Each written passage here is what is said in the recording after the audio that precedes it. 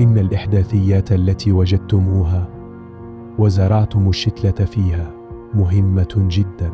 هذه هي الأرض التي استحوذتم عليها أنتم، وسوف أعلمكم الغرض من إحداثيات أرض الاستحواذات وكيف ستستخدمونها في الطقوس والأسحار القادمة.